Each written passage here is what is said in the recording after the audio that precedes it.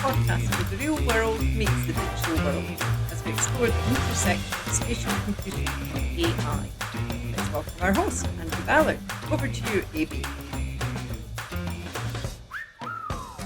Well, g'day and welcome to episode 25 of Spatial. If you're watching this, it is a lot darker, or my coloured lights are a lot brighter, something's happening. Yes, it's my evening. Why? That's because I'm talking to a very special guest today, Paul Stevens, coming to us from sunny UK. Yes, I get to use those two words together in the one sentence. Paul, g'day, how are you? Welcome. Oh, hello. Thank you very much for having me. It's great. I'm very well, and it is indeed sunny. In fact, we're having a little heat wave. So Okay. a lot of confused British people. Okay, heat wave. Must ask the question, weather check, what do you mean by heat wave per se? What's Well, a UK yesterday heat it was wave? 31 degrees, Okay. which is very uncomfortable for us British folk. That is everyone to the beach, everyone grab the flannels and start to, yeah, okay. Well done. 31 would be, yeah, okay. That does count as a nice heat wave. Well done. Wow, that's saying something from somebody who's used to heat waves. True. We days of 40 aren't bad when you get 5 days in a row, and I can say it plainly, when the can of beans in the middle of the house in your pantry is also 40 degrees, when the heat has just leached in from every side, that's a good heat wave. But still, 31 UK, you get top marks for that. Now, for the record, Paul and I met a couple of months ago. We actually met at a, let's call it a conference in, let's say, Northern Europe. That'll do. But we actually, like ships passing in the night, we both, I think, heard each other's 5-minute intro lightning talk, and then we're in different streams the entire few days. And on the last day, we must catch up. We must have a chat. This is that chat. This is the time to actually finally do a final deep dive to actually ask all the burning questions which didn't get to ask back then. So, Paul, you are CEO of Voltitude, which is a lovely company which has an awesome name, and I love the fact that you've got yourself, Paul Stevens, and then your two of your partners are Stephen and Stephen. Your meetings must be Steve-O, Stevie, and pretty problematic. Yeah, Stevens. There you go. Yeah, we need to work on our diversity statement. Oh, okay, yes. gotcha. People other than Steve are allowed to join Voltitude. Nice. Although nice. it may surprise you that there are a total of 4 Steves in a 12-man team. Okay. So it's you've hit the KPI for the year, I think even for the decade. So well done. Voltitude does some astounding work, and it is definitely in an area of geospatial AI data science that is literally on the edge. It quite literally is. You are playing with the highest of altitudes. You are playing with the highest of latitudes. Can you give us a easy, then a medium, and we'll save the hard explanation for where do you play? What are the sort of things that you're actually doing? Yeah, sure. So to tell you a story of why we are obsessed with the stratosphere and what you can do with the stratosphere, I'll just fill you in a little bit about my background, how I got to here. Awesome. So prior to 2020, I was working for Airbus on the Zephyr program. So Zephyr is a solar-powered high-altitude pseudo-satellite. And what they mean by that is that it is a very special type of plane that can cruise day and night only on the energy it's collected from the sun through very efficient solar array, and hold that in extremely high specific energy density batteries. And by building such a craft, we can effectively create a near perpetual flying machine with interesting properties. It's a bit like a satellite in that it's got a very large field of regard, but it has aerial resolution.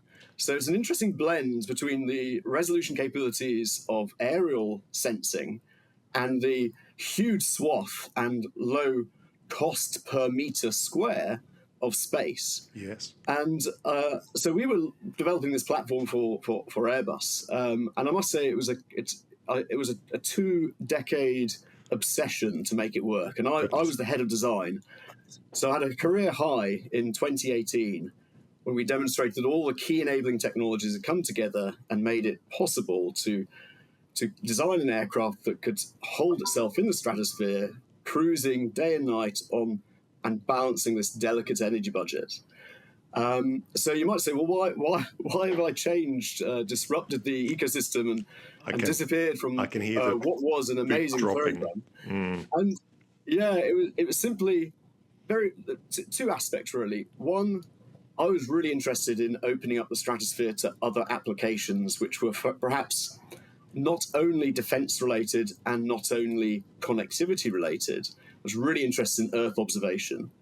And number two, although we have demonstrated the energy budget aspect of designing these aircraft, which I'll explain in detail in a moment, although that aspect had been solved and we could now hold a plane in the stratosphere day and night for months on end, the type of aircraft that can do this are extremely vulnerable to gusts and turbulence when they climb to and descend from the stratosphere.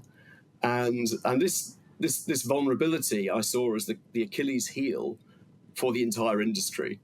And we thought that there was some, the next challenge was to solve that, but without detriment to its performance in the stratosphere. Wow. So, I loved working for Airbus, but there are certain things you can't do in a big corporate environment. And so my friends, my colleagues, my design team, basically we've joined up in Voltitude. We've made a clean break from Airbus, and our challenge is to open and unlock the stratosphere to a whole range of new applications and to overcome this Achilles heel for the industry so that we can expand the operating envelope of these unusual aircraft. And so that's the story of how I got to here. And so I'm joined in Voltitude by my former design team from Airbus.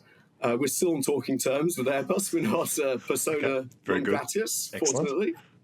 And the journey since then has been to test the utility of the stratosphere for interesting new applications. Wow. And one of the first applications we wanted to explore was getting really high resolution meteorology data from remote areas. And so we took a step back from fixed wing solar electric flight, and we have started to explore the benefit of really, really small, low-cost, largely biodegradable natural latex balloons and their ability to float for many, many days in the stratosphere and reach, just through drifting with the winds, reach remote areas, and to then dispense tiny meteorological sensors called dropsondes, which fall all the way down to sea level, transmitting their observations back to the balloon, and then that data is then disseminated via SATCOM, and we receive that, do some quality checking, and then send it out to our data customers. That's phenomenal. And so it's a really simple. It's a reinvention of a very old idea. So cast your mind back to the 1940s, in the thick of World War II, perhaps, and as a terror weapon. The innovative Japanese were launching barrow-triggered vented balloons to drift in the jet stream across the Pacific Ocean. Yeah, across the USA. And drop incendiary devices onto the USA. I don't know for certain if anyone was ever killed, but as a terror weapon, it was incredibly effective. Gotcha. Yeah. So we thought, well, let's not terrorize people with these things. Good. Let's try and do the opposite, and let's try and solve societal issues and help improve the forecasting of extreme weather events. And so what we've done is fit a standard meteorology balloon, a latex weather balloon, with a vent and a ballast bag so that it can control its height. Wow. It doesn't go up and burst. It controls its height.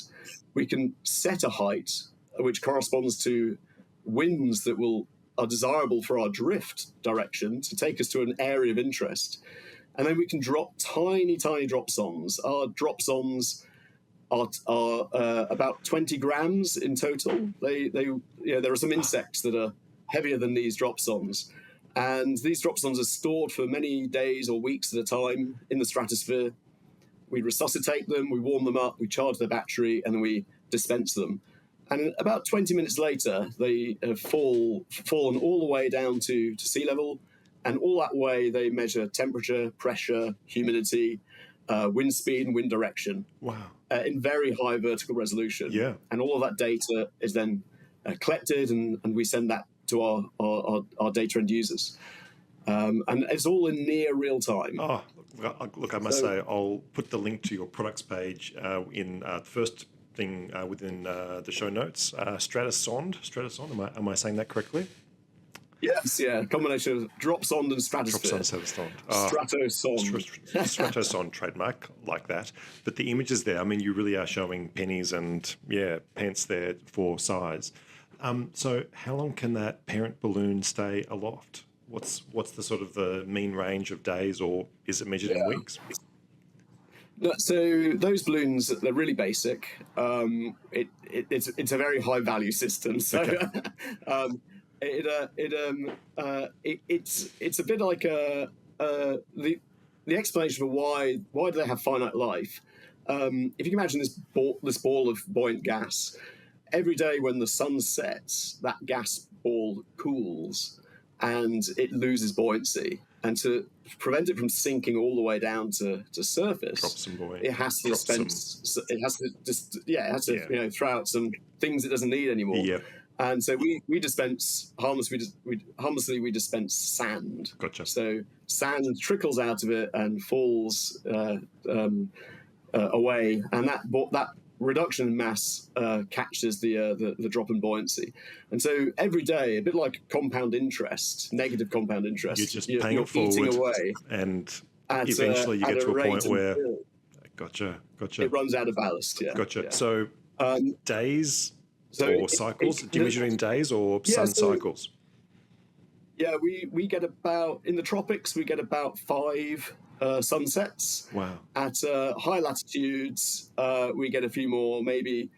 In theory, we should be well in excess of 10, but we find that the UV degradation of the latex envelope then also causes it to burst. Okay. And so really, you can only really count on about 5 or 6 days. And in that time, you've got to be able to drift to somewhere interesting and, regularly dispense your dropsondes. And we carry up to 10 dropsondes on these balloons. So and they're really small. One person can launch them. It's a very low logistics footprint. And if you've ever watched a meteorologist launch a standard weather balloon, it's exactly the same thing. Yeah, gotcha. Yeah, exactly. Any priming of the, is there much of a CPU or a black box, or is it just comms and hardwired and it's just a slave? Yeah. Yeah, there's a little computer on board which manages everything. There's a default mission plan, which usually works for most missions. But if it doesn't, once airborne, our operations base in Farnborough can send it a new mission plan, and so really it's a case of somebody who really knows nothing about the system can inflate a balloon with buoyant gas and release it. They don't really need to be able to program it or anything like that. It's very hands off, very simple. And then it's all managed centrally. And indeed, we don't even have somebody watching it all the time. We have a computer generating a mission plan for each balloon. Wow! And that's worth probably talking about, because it's crying out for its own talk, which is all about machine learning and artificial intelligence on planning routes through a complex wind field. You have the platform, please. So you've got time, you've got altitude, you've got the cycles to contend with, you haven't got battery life per se. But how do you chart a 4-dimensional? We'll just stick with that. Yeah, a complex. I'm afraid path. we do it. I'm going to disappoint you really badly here because we're a bunch of Luddites, and what we do is a large scale Monte Carlo simulation, where effectively we tell synthetically a balloon to change height to all possible altitudes within a certain resolution. Yeah. And every 6 hours, it changes back to all other possible altitudes. And this Monte Carlo simulation of all possible outcomes for this balloon over the next 5 days is computed. It's an n to the power of y problem. Choices, yes. But with modern computing, this is done within a few seconds. Yeah. And so there's a probability map of where the balloon could go and so we highlight where we want it to go. Yeah. And all paths of truth that lead to that location are identified. Given the And score, of course, those that aren't. we can weight each branch and say, well, what's the common factors here? Which branches in this decision tree hold the greatest likelihood of getting to where we want to at the right time? So you've got it down to a mission set and forget. You can tell it what the mission vaguely is, and unless it goes outside those parameters because of Hurricane X comes along, chances are it will converge close to that mission profile.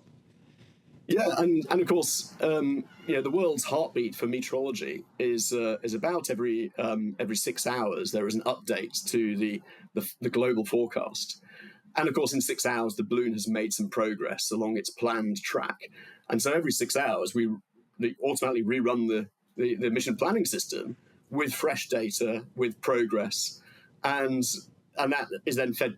Progress and fresh data and differences are fed back in to create an enhanced track prediction. So, in a sense, we are vectoring in as time goes by. But the whole complexity of this is rife for modern thinking and modern machine learning principles and artificial intelligence and so on and so forth to be thrown at this. Because as our constellations get larger, it's inconceivable that we should be doing this on a balloon-by-balloon basis, and that there are almost certainly better ways to do this. To coordinate the... So how many do you have up at any one time? If it is singles, but if it is in known numbers, it's a great thing to always ask a potential client, what number would make you change your thinking? So 10x, some people go, 10x is fine. Okay, well, if that's fine, how about 100 or 1,000x? At what point in time would you have to transition to using it like and here's the gnarly question, what's the collective noun for a group of smart balloons? I'm not sure, but I know what the collective noun for stratospheric scientists are, and I'm sure it's probably something like a disaster of stratospheric engineers. I don't know, but... our busiest time of year is the tropical cyclone season in the Atlantic, and we're hoping to branch out services into the Pacific. But at the moment, we rarely have more than between 5 and 10 balloons airborne at once. So with the numbers nice and low, we can take this rather clunky methodology and keep it going in an automatic sense that humans really don't have to, aside from launching them and deciding at an executive level what the mission should be, humans are no longer interacting with it. The dropsondes are scheduled. The path of the balloon is automatically being modified and evolved in response to new forecast data and progress. But the answer to your question is, at what point does it become, do we need to evolve? Yeah, where is the next epoch or the line in the sand where, now it's time? It's really soon. It's really, really soon. It's, if we are successful in expanding services to the Pacific, we really should be doing it straight away. Lovely. And related to your previous question, which is why are the balloons only 5 days endurance because of this, compound interest effect of cooling on the buoyant gas? Well, there are other innovations in balloon technology which could benefit from being reinvented in a much smaller form factor. Wow. And we're exploring really small super pressure balloons, which is another type. So what I've been talking about is a zero pressure balloon. It's a balloon which has a vent in the bottom, effectively. And if it wasn't for the fact that latex is elasticated and trying to squeeze the buoyant gas out of itself, if it was just a polythene bag, this would be called a zero pressure balloon. Okay. And it's one where each day that cooling effect causes it to have to dispense ballast and retain its buoyancy. A different type of balloon called a super pressure balloon is one where the envelope and the gas inside it is under a small pressure, and that pressure is large enough such that even during that cooling cycle as the sun sets, there is still a positive overpressure in that envelope even at the coldest point of night. Right. And by achieving this, the balloon does not change density. And so they're often called constant density balloons. And what we have there is a really long endurance balloon able to float almost indefinitely if it wasn't for effusion of buoyant gas through the balloon film. Right. And so if you think of perhaps some of the really large balloons you might have seen doing scientific missions operated by the likes of Aerostar International or even the Chinese spy balloon that we all became familiar with came down 2 years ago. 2 years ago? Yeah, gotcha. Yep. Yeah. Those were examples of superpressure balloons, very special superpressure balloons, which are able to fill and empty a ballonette inside them and to control their height and benefit from this remarkable feature, which is that they don't change their density on sunset, to give really long endurance and altitude control. And so one of the technologies we're exploring is what is the smallest balloon of that type that you can design practically and that has all the requirements and is still the back of a single person back of a car.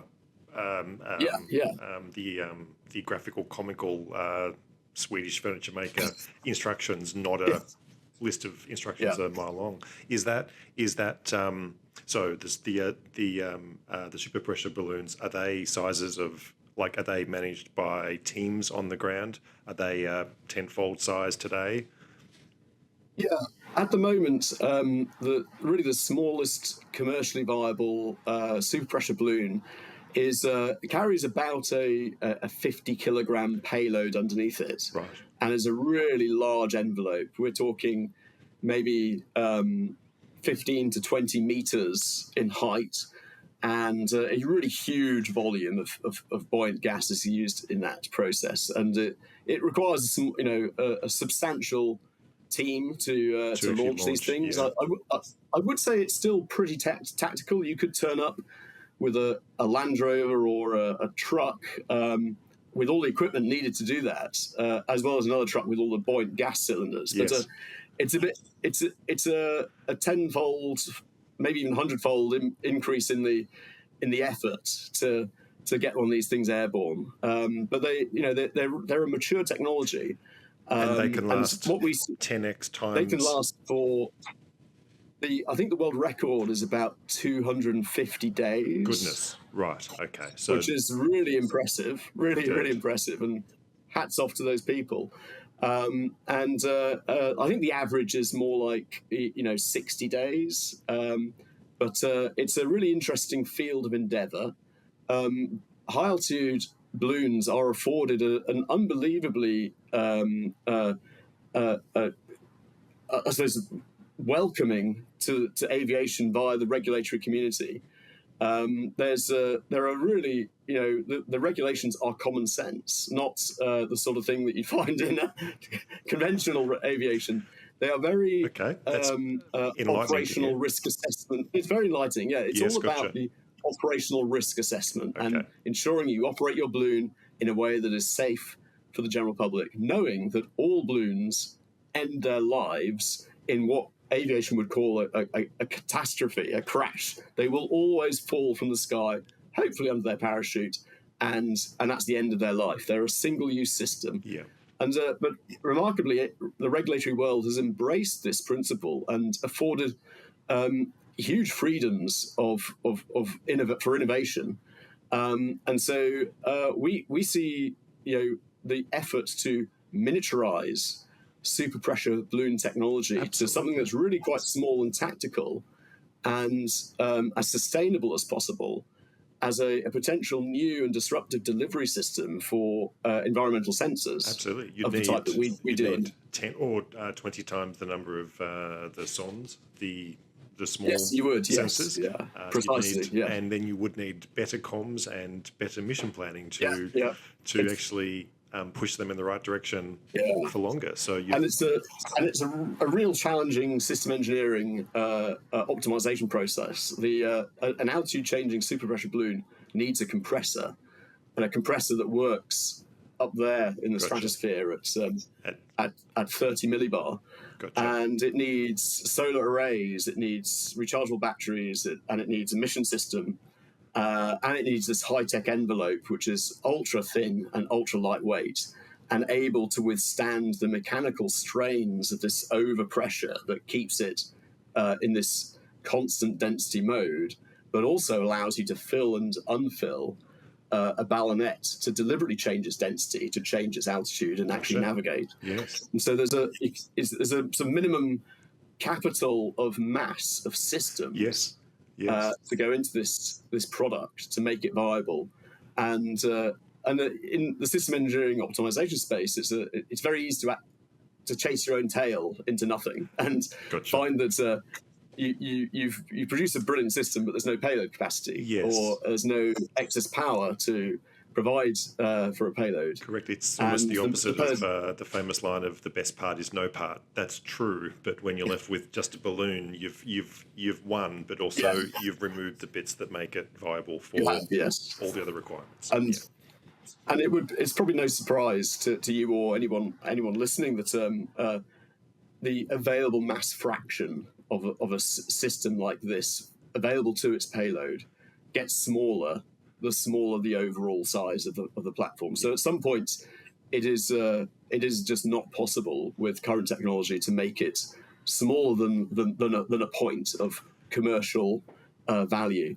And we're exploring that point at the moment with some projects we're running, and exploring whether or not they offer disruptive new services for Earth observation and meteorological data collection. I should mention that there's a sort of regulatory.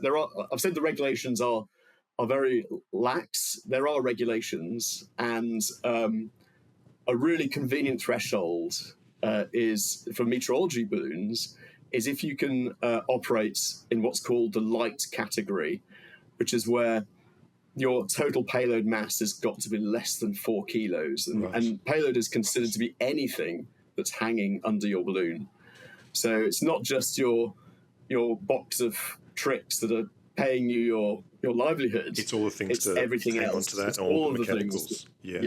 All the mechanical things and everything. All the critical systems to make the balloon work. And so 4 kilos is a key threshold because the world in 1945 at the International Chicago Civil Aviation Organization's inaugural conference set out some rules of the air.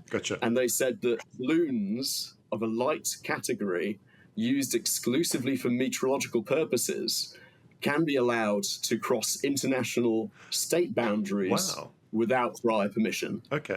And so this is like a revelation of global freedom for a balloon in a light category can go anywhere without prior permission. You must ask for permission to launch it from your launch state, but once it's airborne, it's allowed to go anywhere. So being in the light category and engineering a balloon that can be so light that it can do all these amazing capabilities in that tiny weight constraint suddenly opens up global freedom. So that's the exam question. I don't have the answer yet as to whether there's a commercially viable solution. But we're doing some great prototyping, and we are optimistic that there is a system hidden in there somewhere that allows us to open up a new application to the stratosphere with a tenfold capability improvement over our existing balloon. Looking forward to that. And also you mentioned Earth observation. So, of course, dropping little droplets, 20-gram things behind you that can sense is still, astounding. I need to talk to you about comms in high altitude and high latitudes. But what sort of Earth obs would you be thinking? How do you put you don't want a wide-angle camera, you want the longest super zoom in the smallest package? Are there throwaway cameras of that nature, or parachutes and you retrieve? What's the size, weight, and power? What's the delicate balance you're aiming for in that kind of world? Yeah, I should say we're probably not seriously exploring conventional Earth observation using the principles of remote sensing, a long focal length optical system staring down the Earth's surface and retrieving on the basis that you can't imagery. 100% control. It's in an area facing a direction, but beyond that, it's correct. Aussie terms, it's the vibe. We are we do use our balloons for test and evaluation purposes. Indeed, we have a steerable parachute. So when we carry a high-value payload to the stratosphere, we can conduct multi-day tests at a really low cost because our balloons are so cheap. And we've got a reasonable chance of not just navigating the balloon to within land, but then releasing this steerable parachute and navigating that back to do a spot landing and retrieve a high-value payload. So you can imagine the industry of fixed-wing solar electric high-altitude pseudo-satellites is still in its infancy, and there are a lot of payload developers exploring the solution space, which is a really demanding size, power, and mass envelope. And there are very few successful operators of these planes at the moment. So there's a very long waiting list to get to the front of the nose of one of these aircraft with your payload. Right. And that's not very helpful if people want to do a real-world full system test before the embarrassment of its failing on one of these precious flight opportunities. So there's a mini market in providing test and evaluation services on balloons, and I would say that's probably the only time that we remotely get close to what you would describe as Earth observation using multispectral, hyperspectral sensors. However, I would say that our efforts and technology relating to fixed-wing aircraft to expand their operating envelope, which I can talk more about, and to get those aircraft more regularly transitioning through the troposphere to and from the stratosphere more successfully, opens up all kinds of commercial applications which currently are priced out because the platforms are just so vulnerable and they keep crashing. And what are the modes to make that more rugged? A two-stage, a high-density atmosphere, low-altitude transitions to a different mode of working, or a way to protect or harden? I mean, that's the toughest power to weight ever, surely. Yeah. So I'm hoping you'll love the simplicity of the solution that we are pursuing. So when you analyze why these aircraft crash when they've encountered gusts and turbulence, it's very rarely that they were not strong enough. The problem they encounter is that by prioritizing within their design this energy budget in the stratosphere, the need to be able to cruise on so little power, and we're talking powers equivalent to human-powered flight. I'm sure you've seen these athletes pedaling as fast as they can to get airborne and cruise at just above walking speed. I went down the YouTube rabbit hole a few weeks ago. I'm going to say Japan, and I'm going to say 60 kilometres, a Birdman in a cycle, and he just kept on going. He actually had to stop because his muscles were cramping up. Yeah.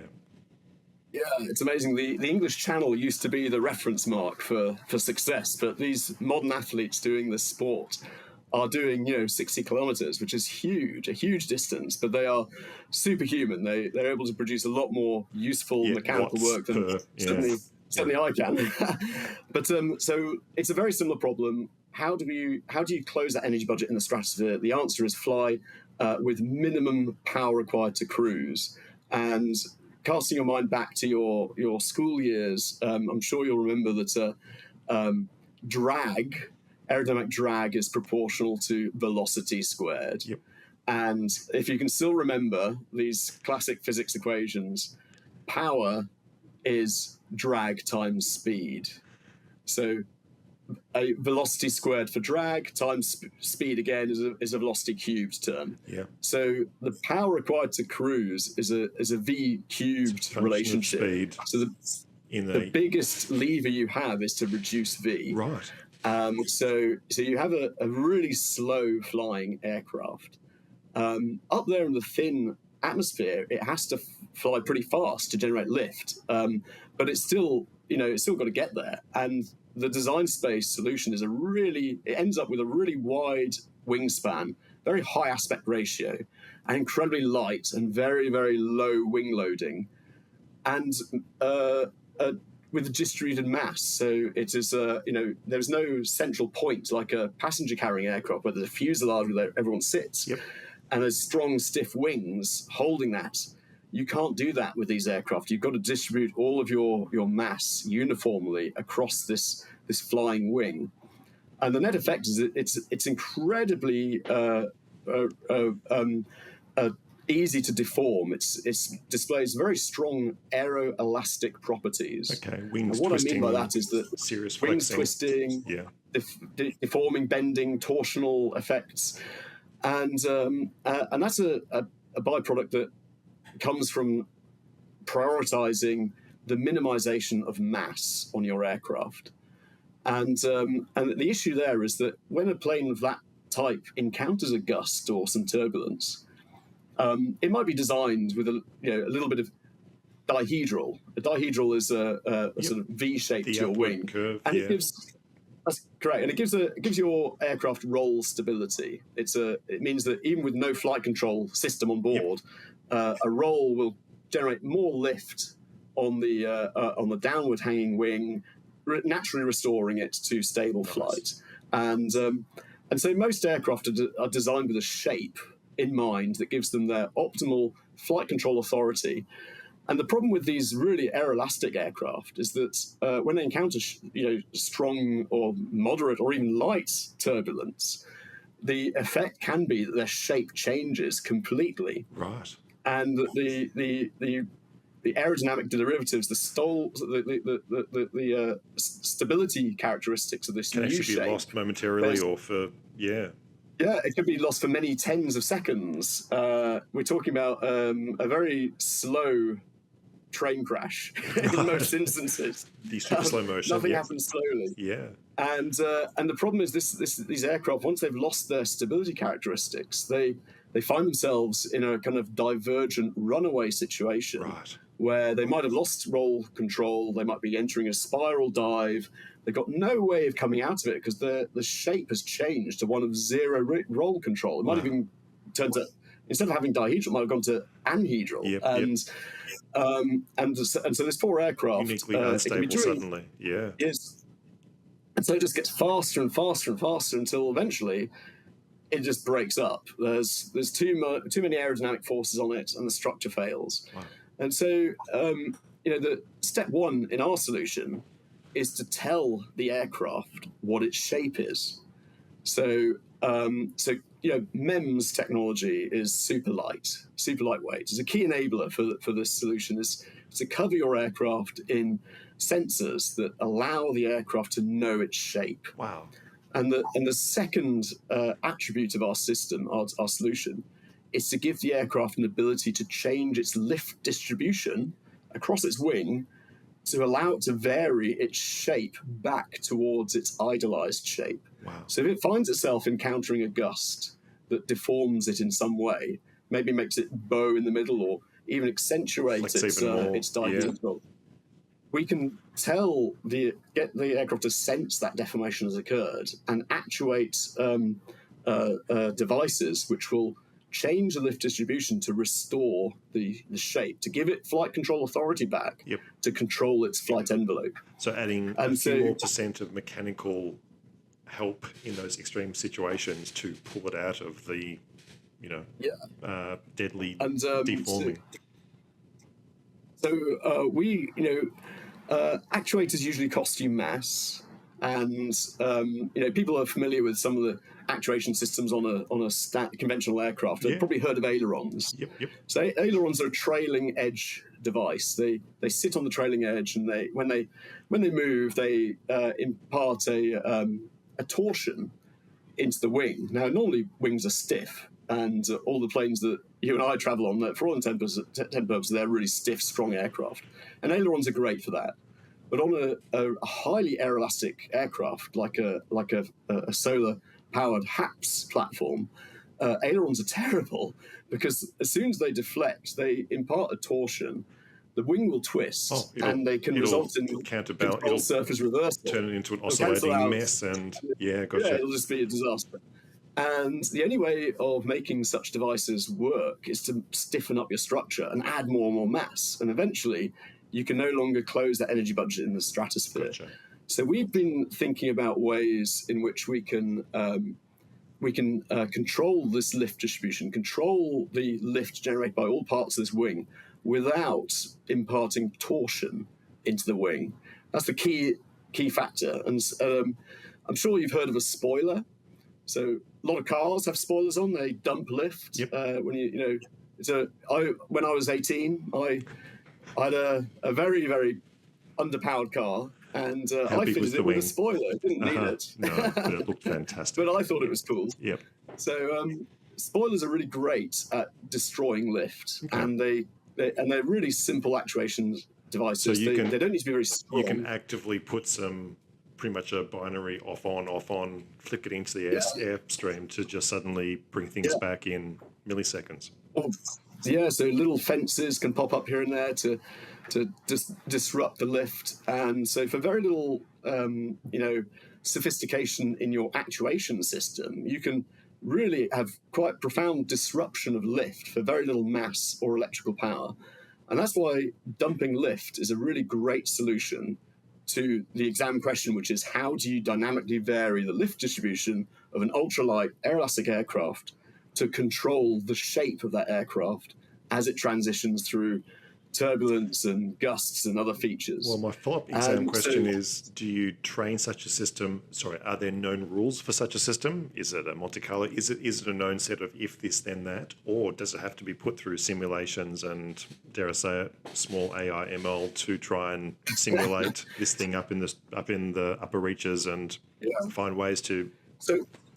Yeah, so there is certainly... so there is a solution derived from conventional control theory with like a super loop around your conventional flight control loop, which is maintaining the shape of a plane. Yeah. However, the really sexy part of this is that there is the potential for AI to preempt based on some sensory inputs, particularly if you're able to sense disturbances before they've even reached the wing. So just like a meter in front of the wing edge, there is the potential to have a signal that says, the last time this happened, it was strongly correlated with the following events. So why don't we preempt that? Things like radio interference between the nose and the wingtip, things like that, or potentially, yeah. This is an area that we are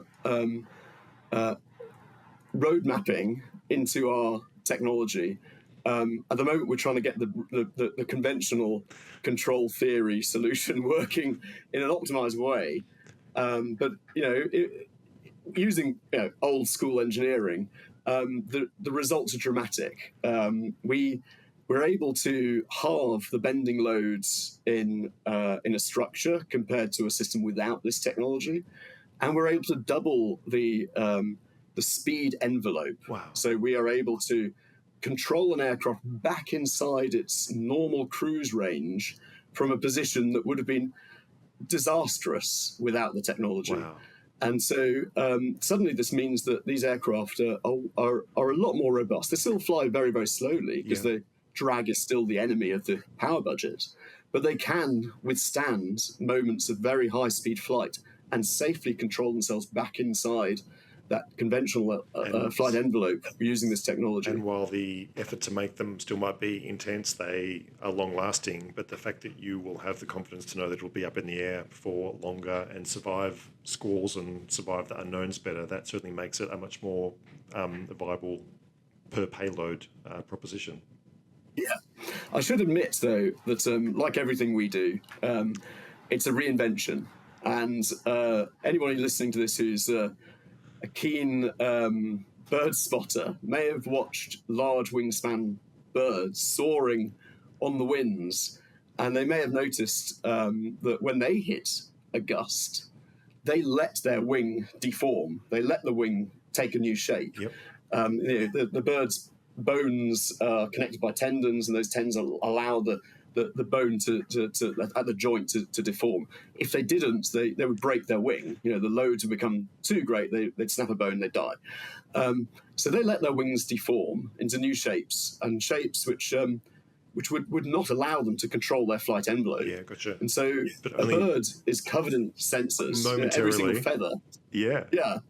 every single feather is a sensor for them. Yeah, It's gotcha. connected to their nervous system. They have acute awareness of their wing shape. They've got acute awareness of the lifts affecting their wing, and so they follow exactly the same algorithm. They Yeah. sense that a deformation has occurred, and their priority, when safe to do so, is to restore the idealized shape, then to restore their flight envelope, and then to restore navigation on their mission, which was probably Gotcha, to yeah. hunt some small rodent that they were And chasing if that interrupts earlier. lunch, then so be it. They've lived for Yeah, another day. Yeah. I think that gives you a So- definite good plethora of names for your next project. We're talking condor. We're talking the largest of large birds. So, Paul, Yes, that is yeah. a phenomenal journey from weather balloons with smart devices, the dropsondes falling on a head the size of less than a coin, so we shouldn't be too worried. Going from that to from zero pressure to stable pressure. Pressure. Gotcha. Super Yeah. pressure. Super pressure. Super pressure. Cheers. And then going from the Chinese spy balloon size down to, can your company make something that is, truck single person deployable?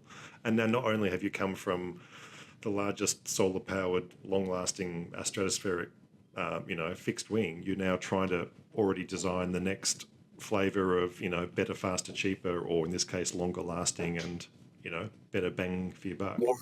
More resilient. More resilient, able to leap tall Yeah. buildings and survive for longer.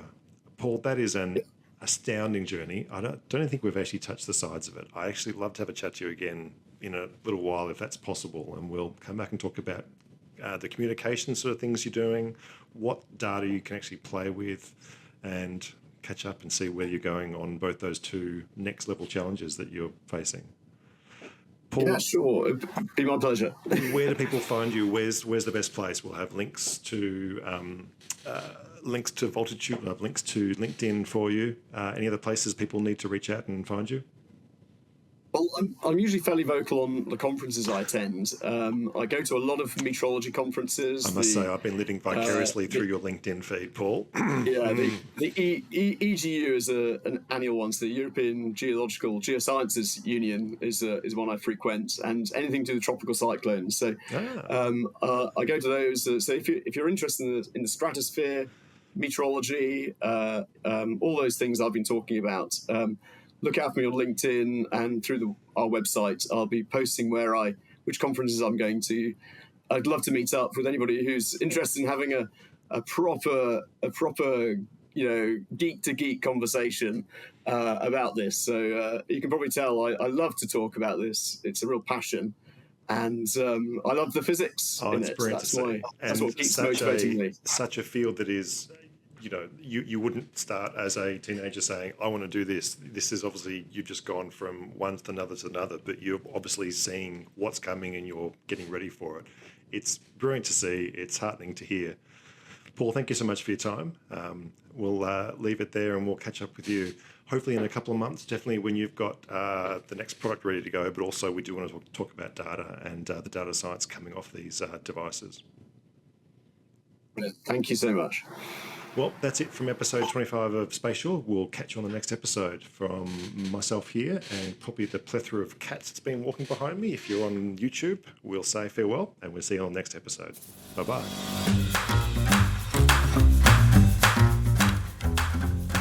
If you'd like more news and insights about spatial AI, or have a story or interesting topic you'd like us to cover, reach out to us. Or better yet, come and join the community at Spatial. All the links are in the show notes.